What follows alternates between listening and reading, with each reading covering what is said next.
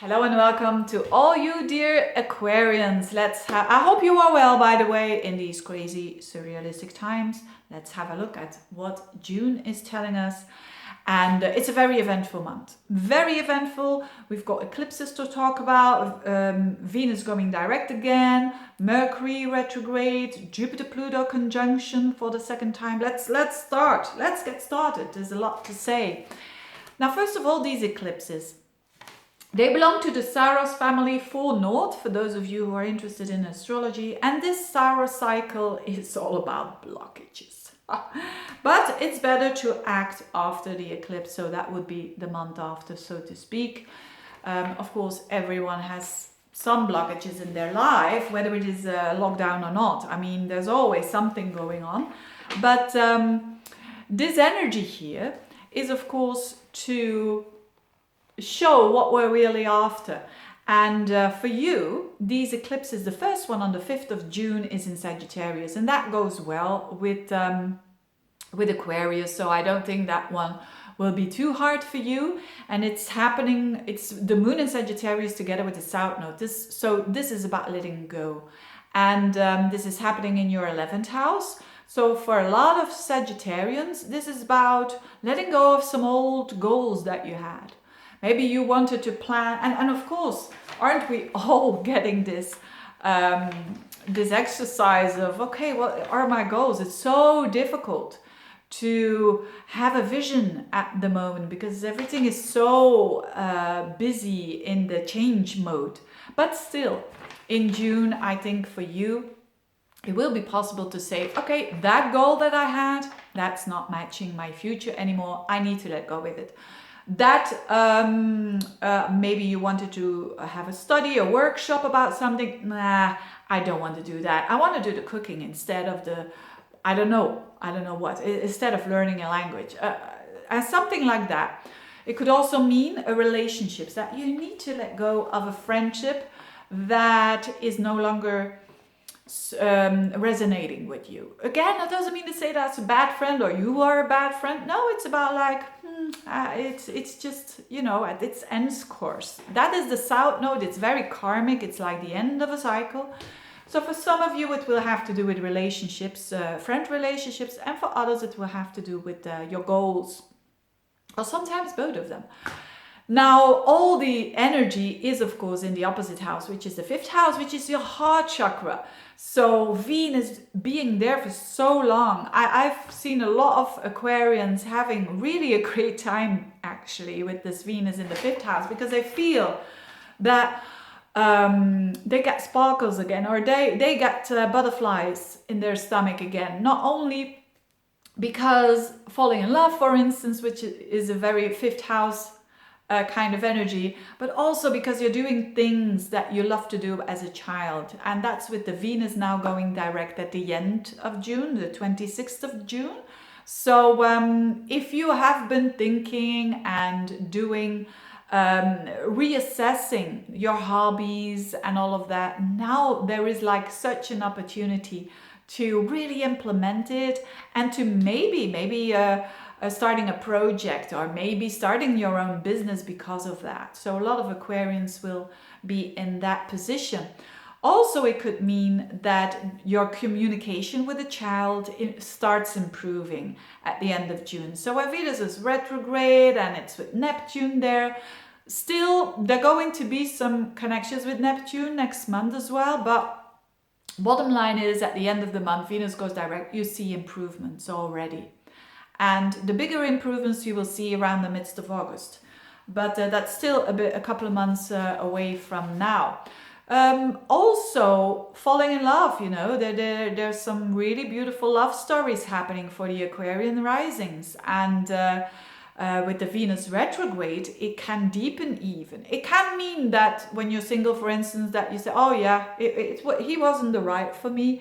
But again, as this Venus is trining your energy, I don't think you will really get depressed out of all of that. but it could certainly mean that you have been reassessing this love, and it's more positive than you ever thought it could be. But again, be gentle and careful with that, because the Neptune is still going on there. So so take it easy on a love level, and you just met someone, enjoy it. There was last month there was beautiful energy going on with Mars also there, trining Venus. So Mars in your sign, trining Venus there. But I think for a lot of you, there is this fulfillment of the heart, this you sensing that you can do things that you enjoy again. That's a good thing. On another level, the other eclipse is going on the 21st of June, and that is in Cancer. So that is your 6th house, which has to do more with work and your health. So it's an eclipse with the North Node there. Although the North Node is at the very end of Gemini, still it is seen as an eclipse in Cancer, because the Sun and the Moon are at 0 degrees of Cancer. And this always reflects a new beginning, a new start, planting the seeds for something new. That considers your work. So for some of you, a new job, a new work. Others of you, a new way of maybe something to do with health, improving your health, nurturing in a different way yourself. That deals with health, because it's in Cancer after all. So there are certainly very good new starts there possible, and it's of course for a lot of people with these times that also work, they see it in a different way.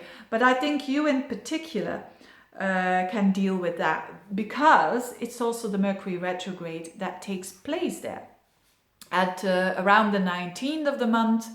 Mercury goes backwards in Cancer in your 6th house, and it goes direct again around the 13th of July. So it's a good time to think and to review your work, or the way that you do your administration. That's also a 6th house kind of, when you work for yourself, for instance,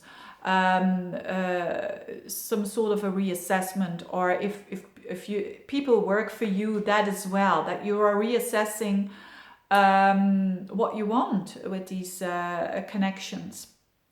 So a lot of thinking for sure, and rethinking when it comes to work, but you will see the results around the midst of July already, the changes that you can make considering that. And it is the opportunity here to do work that suits you better, and that is more some sort of that you feel emotionally better with that kind of work that you're doing. Maybe working from home, as well. I mean, a lot of people are doing that already. So, and last but not least, we're having Jupiter-Pluto conjunction again. The first conjunction happened at the end of March, beginning of April. The second one now, the last week of June. And the third time will be in November. But this Jupiter-Pluto conjunction, so Jupiter is about finding meaning, it's about expansion, and Pluto is very deep expansion going on in the 12th house. So 12th house is a very unconscious house. And this last week of the month, there will be the moon transiting through Virgo, and that will be trining that energy of Jupiter-Pluto. That combination there, I mean, in Virgo, your 8th house, and then connecting with your 12th house, it's like almost that you're getting support that is hidden, or support that from otherworldly, so to speak. I know this sounds a bit fluffy, I know, but it's how it is, The 12th house is very spiritual house, the 8th house very psychological house, deep house, the house of the occult. So it's like you're supported. Other realms or angels or whatnot. And not that I really do wanna, because I'm a Virgo, I want things to keep practical here. But I've noticed with a lot of other people's charts that when there is energy like this happening, there is like, you feel like cherished. You feel like the cosmos is supporting you, and that's a good feeling for sure. So that's something to look forward to as well at the end of the month. Having said that, I wish you a very good month. So it's a bit of everything in this month, and I'm sure you're gonna do well. Thank you for listening. Thank you for all your likes, comments, and booking personal readings and whatnot. Thank you so much, and have a good month. Bye bye.